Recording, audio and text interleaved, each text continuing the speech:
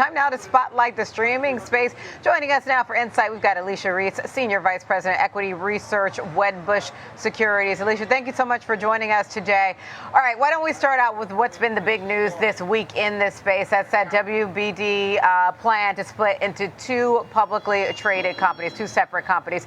What key metrics are you paying attention to, or what you will be paying attention to monitor how this works, if it's effective post-separation? Yeah, I think what investors want to see is that the streaming service and the studio can stand on its own and be profitable. That is primary.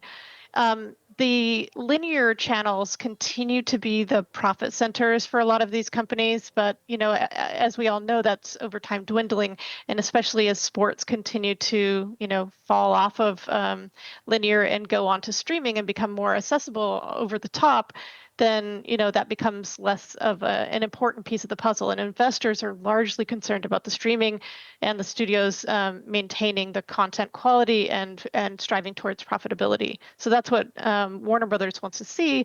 And I think importantly, they think that deserves a higher multiple than the linear TV side of the business, and they're not getting it as a combined entity. It's so interesting. There was a thesis floating around about how much they spend on deciding to merge, and then now they're spending millions on deciding to split up. Do you think just it made sense in terms of what we've been seeing of the dynamics of the industry shifting? Well, a lot of the discovery content will stay on the streaming side, whereas you'll have some of the stuff that had been in the traditional Warner Brothers. It's going to stay on the linear side. So it's not really, it's not exactly the same split, the same combination and split that happened not too long ago. They are splitting across different parts of the business, just keeping the streaming and the studio side together. So hopefully they can keep their theatrical business humming, and they've had some really nice hits this year so far, and their streaming service getting all the eyeballs that they need, getting sports rights, getting as much as they possibly can on the viewership side and the advertising side, especially as consumers can continue to shift toward the ad tiers on streaming services. Let's talk a little bit about a leader, the leader in streaming, Netflix.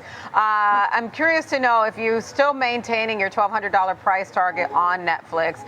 I mean, it's essentially around there now. And then what is, if you're shifting that, what can or what would make you shift that? So right now our price target is under review, as the shares have certainly risen quite a bit since the last piece that we put out. What I would say is there's a lot of data out there that we're sifting through right now, and we have some nice calls coming up in terms of seeing what's happening in the ad business and the ad market. What we see generally this time of year is that people use streaming services a bit less, and we want to see, are people trading down to the ad tier as they shift out for the summer and don't watch as much content, or are there shows that are keeping them as engaged as they are outside of the summer months? And those are the things that will really determine how we see Netflix.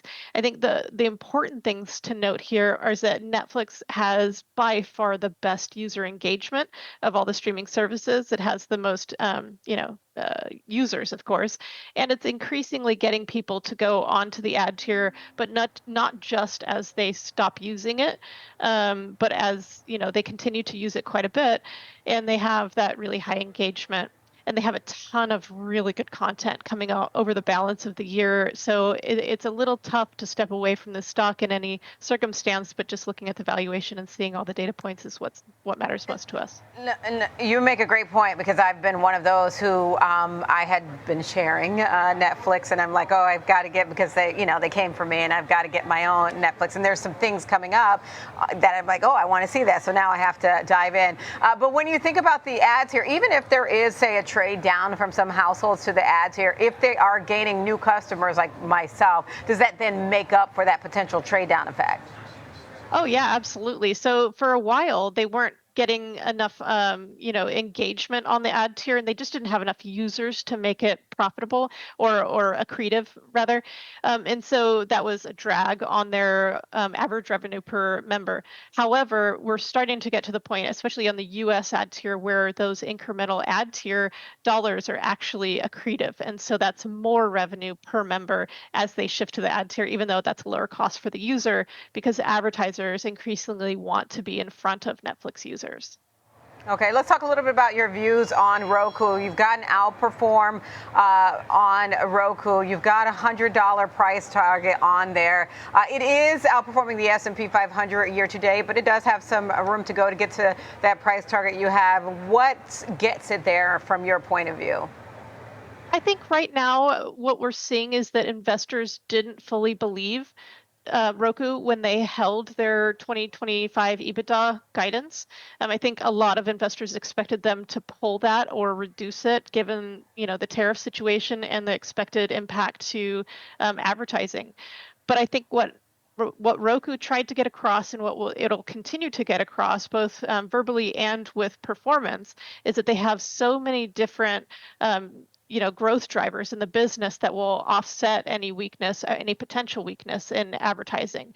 And on top of that, advertisers are seeking the highest performance that they can possibly get. And that is increasingly on connected TV, particularly on platforms like Roku and Amazon, where they have so much data on the customer and can track so much of their usage. Okay, yeah, again, Roku outperforming the S&P 500 year to date. That stock up so far a little more than 5% this year. Alicia, thank you so much for this conversation. I always love diving into this space. Obviously, I work in this space and have over the years, so it's been interesting to see the transition here. That's Alicia Reese of Wedbush Securities with a deep dive into the state of streaming. We appreciate that.